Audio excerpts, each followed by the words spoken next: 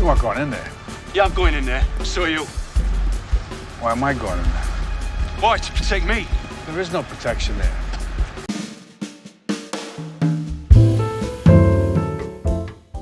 Hi, and welcome to Terry Talks Movies. This time around I got 3 movies, 2 of which I've watched, 1 of which was watched by a middle-aged geek girl, and she's got a recommendation about it. So, yeah, been an interesting week. Some weird stuff's happened this week, some of which I'll tell you about. As some of you know, for the last 13 or 14 years, I've been doing movie reviews for ABC Radio in Darwin, the national broadcaster, Darwin in the Northern Territory.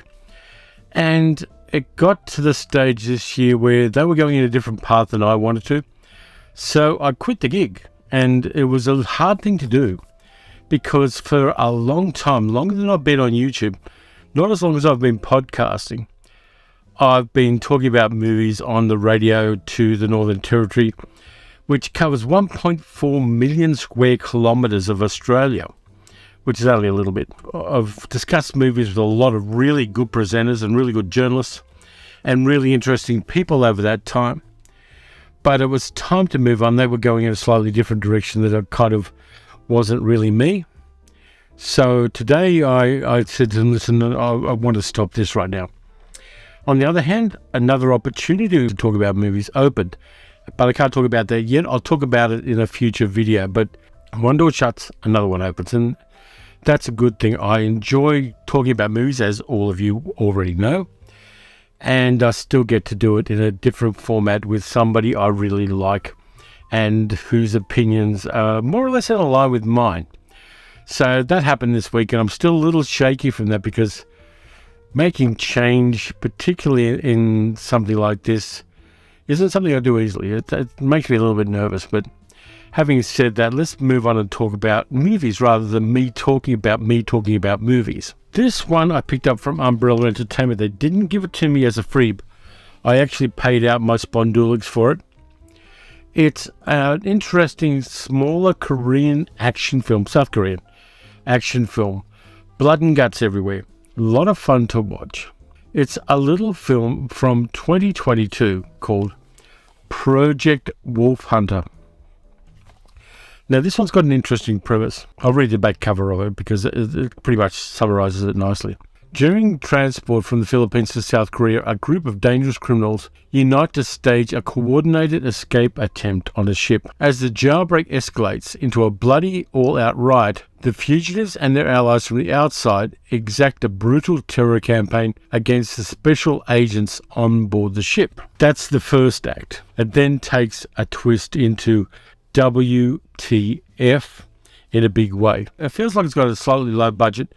They probably used real ship locations because making sets that look the way these sets do is an incredibly difficult thing. The gist of the rest of the film, and I don't want to do too many spoilers on this. Imagine if the Japanese army during World War II did a super soldier program along the lines of Captain America the First Avenger, and it went drastically wrong for them. A whole bunch of these super soldiers are still alive today, and one of them in particular is an unkillable killing machine. That's what's in the bottom of the ship. Now, this one is total, if you're into horror at all, this one is total balls to the wall, really transgressive horror. There's a lot of blood and guts. You don't know who's going to survive and who doesn't. Some of the people you think are going to be your viewpoint character suddenly die in an incredibly gory way. Nobody is safe in this movie, but it's a nice, solid, little gory action horror film. The concept is pretty high, and the concept comes in 2/3 of the way through. It feels a bit like a zombie movie. It feels a bit like a gangster movie at times. It feels a little bit die-hardy at other times.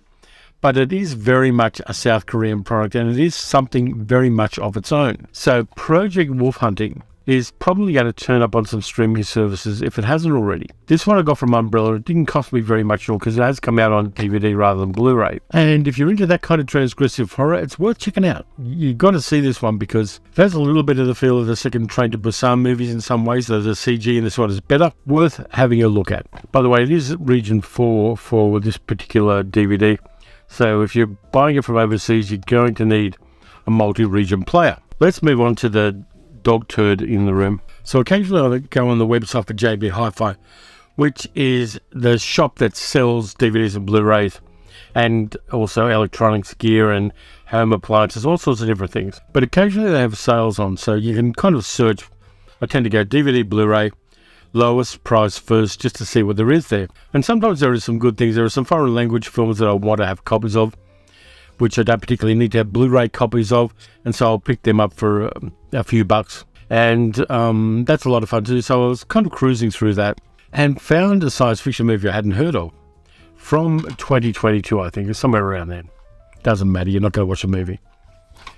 It's called Proximity. Alien abduction movie, all the usual things. Serious people on the back cover. All that kind of stuff. So I said to middle-aged good girl, you want to watch this? It's an alien abduction movie. So she watches it. I've got to tell you this too. Have a look at this. The blurbs on the back. One says, this looks awesome. The other one says, looks fantastic. So she watches the movie and she comes out and gives me a look. Now, if you're in a relationship at all, you know the look. She gives me the look and says, this movie is one of the worst movies I've ever seen. And I think, well, she has seen Tommy Wiseau's A Room, so it's got to be somewhere there. Here's what happens. People are abducted by aliens. The United Nations puts tracking devices on them. The aliens get rid of the tracking devices and tell them they're looking for Jesus Christ. The aliens have come here looking for Jesus Christ, who is important to the universe. Now, for a start, their timing sucked. And for another thing, WTF, this movie is a stealth Christian propaganda movie. It's dishonest. I mean, it's bottom line dishonest. Tell people what the movie is up front. You don't have to do all the big giveaways. It doesn't matter anyway because it's a shit movie. Yeah, aliens abducting people. People get really upset by it. The United Nations, for some reason, is putting tracking devices on people, which is part of that American fundamentalist right-wing Christian paranoia thing. And then the aliens tell the people they've abducted afterward. They go through all sorts of conniptions. Yeah, we're looking for Jesus Christ. The only answer to that will be Jesus Christ. Don't watch this one. I'm going to give it to a charity store because I don't want it around. It's not going to be rewatched in this household. And maybe I'll put a warning label on it saying, this movie has Christian propaganda in it. Watch at your own risk. Maybe that's what I could do. But don't watch Proximity. It's going to disappoint you. So a couple of videos ago, I talked about The French Connection and Bullet. Two gung-ho action films with cars in them. And I asked the question, what's your favourite car chase scene in movies? And a lot of people said this particular movie, and I can't disagree. It's got some fantastic car stunts in it. But I rewatched it, and there's a lot more going on than just car stunts in this film. It's from 1998. It was the last really good film directed by John Frankenheimer. Ronin, starring Robert De Niro, Jean Reno, Natasha McElhone, Sean Bean's in it as well, Jonathan Pryce. It's been called, and I agree with this, a late career masterpiece by John Frankenheimer. It's also got Stellan Skarsgård in it as well. I forgot to mention him. But the cinematography is by Robert Fresset, who's a French cinematographer that Frankenheimer had worked with before. And between them, they make something extremely interesting because this is a kind of rare thing these days. It's a character-based action film. The characters aren't slotted in to fit the action. The action is slotted in to fit the characters and the plot. And it was a breath of fresh air rewatching this one. It was written by John David Zeich, who's a first-time screenwriter. And Frankenheimer and the studio went, okay, we've got to use somebody to give us a bit of a brush up. He's a first-time screenwriter. So the credit on the movie is actually for Richard Weiss, who's actually David Mamet, the guy who gave us so many good films. Here's some of them here. And the reason why David Mamet didn't put his name on it is that he has a rule only to put his name on movies where he is his sole screenwriter. Now, the plot's pretty simple.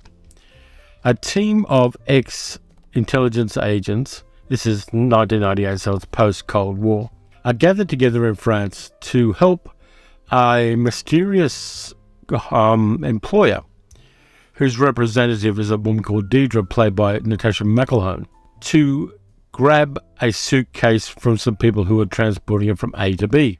The guys don't know what's in the suitcase. The hired hands don't know what's in the suitcase, and it's not really important to what they do. They've got a job to do, and they intend to do it. Now, the team consists of Sam, played by Robert De Niro, Vincent, played by Jean Reno. Nobody ever says his name right. A guy called Spence, played by Sean Bean, and a computer expert, played by Stellan Skarsgård. They get together, they work out a plan, they're given certain intelligence by Deirdre. They renegotiate their salary because the less they know about what's in the suitcase they're going to grab, the more dangerous it is. They don't know whether it's explosive, they don't know whether it's radioactive. That uncertainty, which doesn't give them too much of a safety margin, lets them up the price. Now, there's a few really interesting things in this. The character of Spence, played by Sean Bean, is the outlier in the group. Now, Sam and Vincent and the guy that's playing the wheelman, they're all pretty cool and professional. They know what they're doing. They plan things. They ask the right questions. They're strategic. They have nothing to prove. These guys have been through a lot in their lives, and they've got nothing to prove. But Spence keeps asking questions. He asks Sam what kind of gun he uses, and he asks a whole bunch of other questions, and he decides he's going to change the plan because he has a brilliant idea about it. And it becomes fairly obvious after their first encounter with some people they've got to get some stuff off for the gig that Spence is a phony. He is somebody who's pretending to have experience he doesn't have. And Sam ultimately shows him up on this. He's given some money and a warning from Deirdre, and he's told to piss off.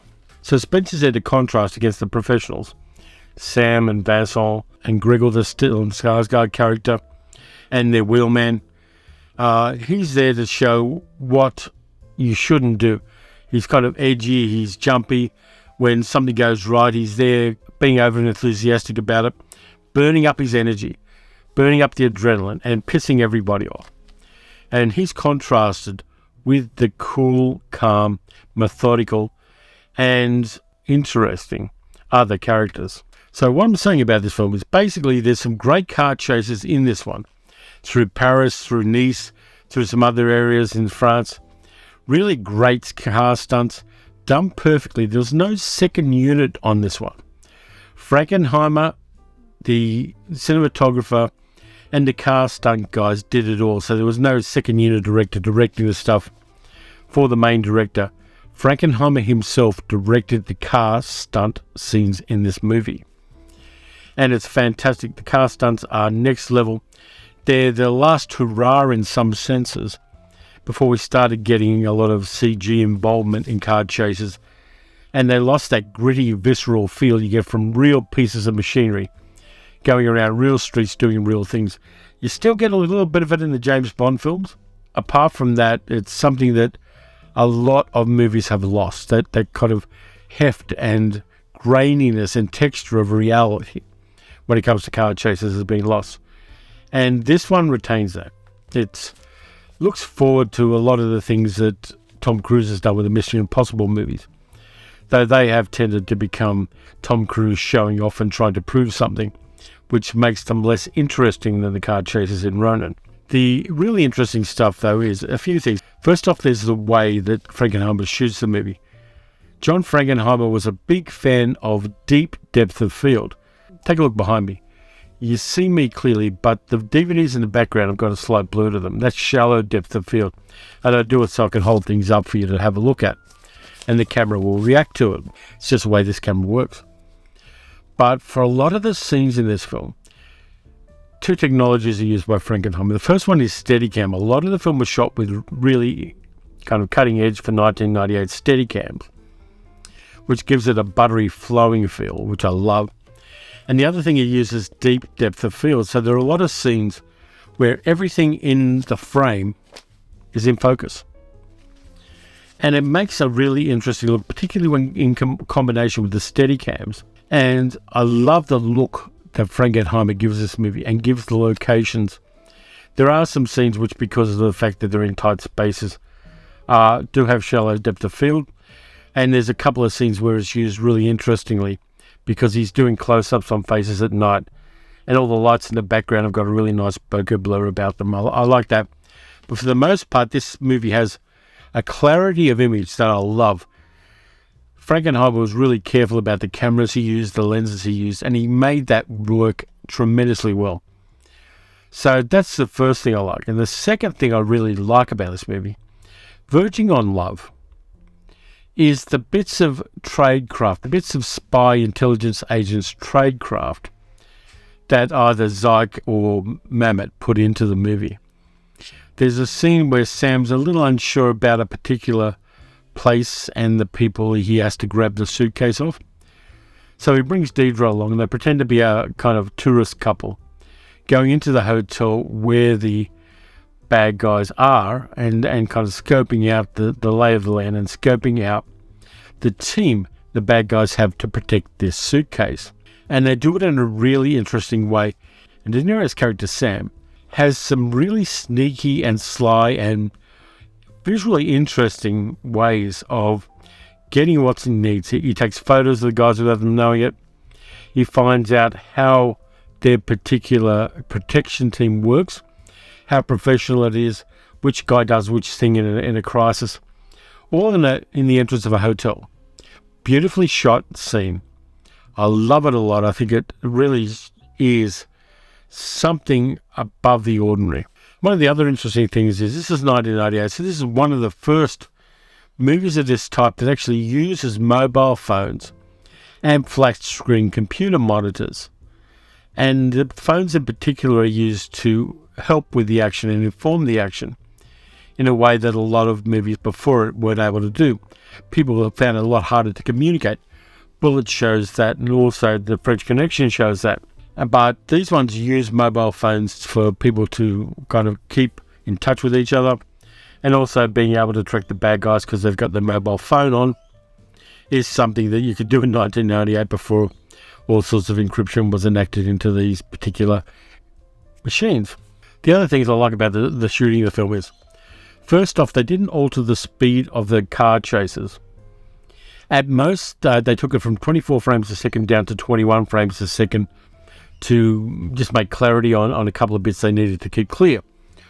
But they didn't do the undercranking that was done in a lot of car action movies over the years to make cars appear faster than they are.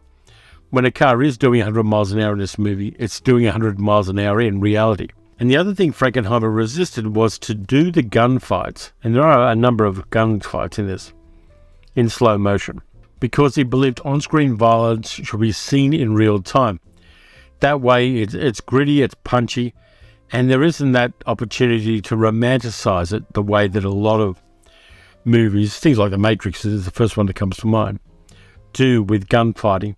It's punchy, it's staccato, it's the way it should be in real life, and it gives a groundedness to this movie that I really appreciated. And then you've got the metaphor of the 47 Ronin, the masterless samurais, and you can look that story up yourself on Wikipedia. It's also been made into a number of movies. And there is a person who assists them who is actually painting miniatures of the 47 Ronin, and who talks to Sam about the 47 Ronin and the moral code of these samurai whose master has been killed and who have to get revenge. And that moral code, that code of honor, that code of knowing what the right thing to do is and doing it regardless of the cost. And that parallel between masterless samurais and these freelance intelligence agents is really a grounded metaphor. It's not just thrown in there to be smarty pants.